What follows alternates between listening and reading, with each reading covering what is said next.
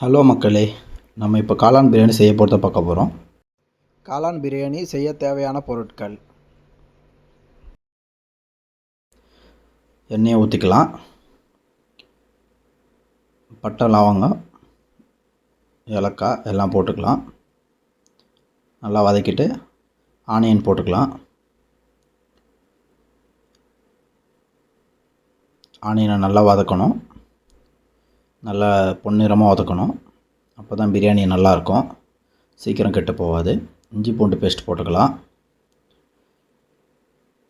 ஒரு 4 ஸ்பூனு. இஞ்சி பூண்டு பேஸ்ட்டு நல்லா வதக்கணும், நல்லா பொன்னிறமாக வதக்கணும். அந்த பச்சைத்தன்மை போகணும், அது வரைக்கும் வதக்கணும். எண்ணெய் பிரிஞ்சு வரணும்.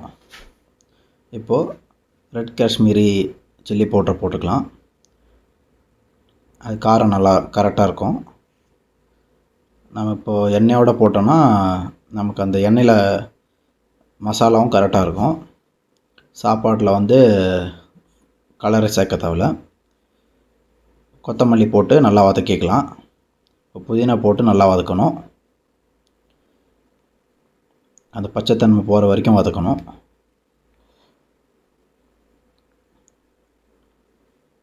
அப்போ தான் நமக்கு நல்லா ஃப்ளேவர் கிடைக்கும்.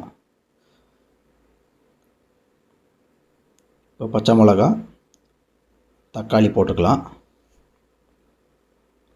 அதையும் நல்லா வதக்கிட்டு தேவையான அளவு உப்பு போடணும். அப்போ தான் தக்காளி சீக்கிரமாக மசியும்.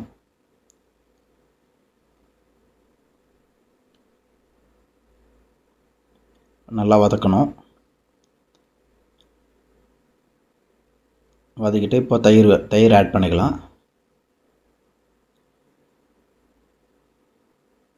தயிர் ஆட் பண்ணி நல்லா அதையும் வதக்கணும். அதுலேயே அந்த பச்சைத்தன்மை, அந்த பச்சைத்தன்மை போகணும். ஏன்னா ராவாக இருக்குல்ல, அது போகணும்.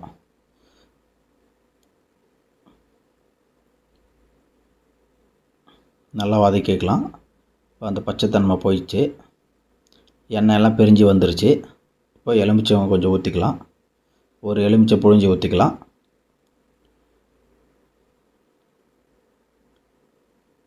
இப்போ அதையும் சேர்த்து நல்லா வதக்கிக்கலாம்.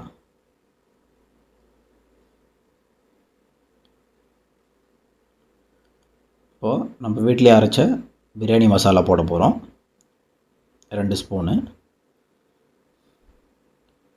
அதையும் நல்லா போட்டு கலக்கிக்கலாம்.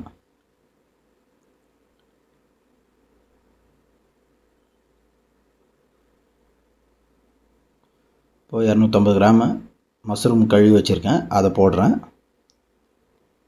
அதை நல்லா போட்டு அந்த மசாலாவில் நல்லா கலக்கணும். இப்போ நம்ம அரிசி எடுத்த கிளாஸ்லேயே 2.5 டம்ளர் தண்ணி ஊற்றி நல்லா குக் பண்ணணும். நல்லா ஒரு கொதி வந்தோடனே நம்ம அரிசி போட போகிறோம். நம்ம ஆல்ரெடி அரிசி ஊற வச்சுருக்கோம். நம்ம காய்கறி நறுக்கும் போது அரிசி ஊற வச்சிடணும்.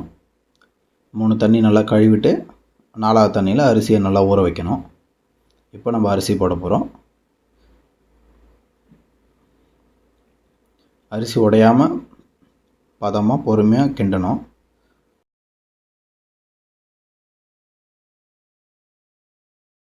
நமக்கு அரிசி நீட்டாக வரணும். இப்போது 2 நிமிஷம் நம்ம வச்சிட்டோம். மறுபடியும் ஓப்பன் பண்ணி அடி பிடிக்காத அளவுக்கு கிண்டிகிட்டே இருக்கணும். சென்டரில் கொஞ்சம் தண்ணியெல்லாம் கொஞ்சம் வத்துற வரைக்கும் கிண்டணும். அரிசி பதம் பார்த்தோம். மறுபடியும் மூடிட்டு அது மேலே ஒரு வெயிட்டுக்கு ஒரு பாத்திரத்தில் தண்ணி வச்சு மூடிடணும். கரெக்டாக 20 நிமிஷம் டம் எடுத்துகிட்டு நம்ம கிளறி செக் பண்ணலாம், ஏன்னா தண்ணி ஏன்னா இருக்கான்னு அடியில். இப்போ நம்ம பிளேட்டிங் பண்ணலாம். நம்ம டேஸ்ட் எப்படின்னு பார்க்கலாம். இந்த வீடியோ உங்களுக்கு பிடிச்சிருந்தால் சப்ஸ்கிரைப் பண்ணுங்கள், லைக் பண்ணுங்கள், ஷேர் பண்ணுங்கள் மக்களே. பாய், தேங்க்ஸ்.